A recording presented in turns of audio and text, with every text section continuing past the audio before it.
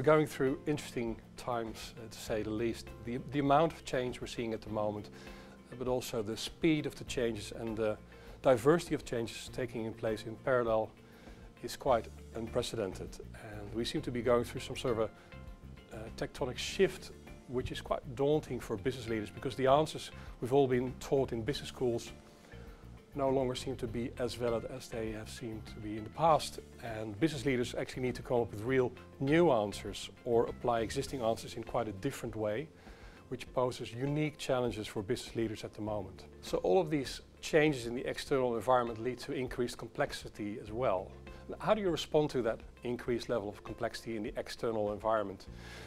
You could opt for what some people call masterful inactivity. So you do nothing, stay as you are, and hope that things will return to normal as soon as possible.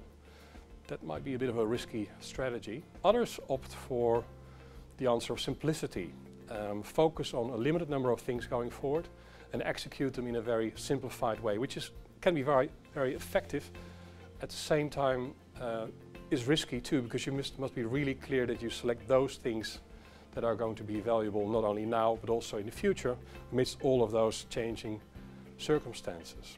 The third option could be to respond to external complexity with a complex answer, namely to matrix your organization, to start operating almost like a flock of birds, agile, flexible, responding quite efficiently to constantly changing external circumstances. So we know that making a matrix work is not an easy task to do. Mind you, it is a complex response to a complex problem. At the same time, that makes it a very big competitive advantage if you do get it right. So what are some of the things that you need to take care of if you want to make your matrix organization work? Well, first of all, it requires to have a very clearly stated overall business purpose.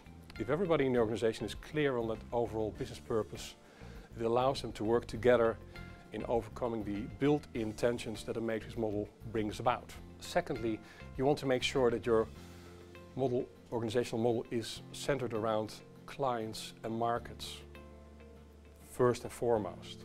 Thirdly, you want to make sure that your decision-making processes are very robust, that it's pushed down as low as possible in the organization, as close as possible to markets and clients.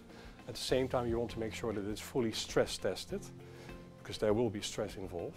And lastly, you want to make sure that the people in your business understand that the matrix model is a complex response to a complex issue, and it requires different behaviors and different skills that need to be learned and that need to be developed. And that actually starts with your top team. Only if the leaders in the organization start to display these different behaviors and skills, others in the organization can learn from them and start displaying them as well.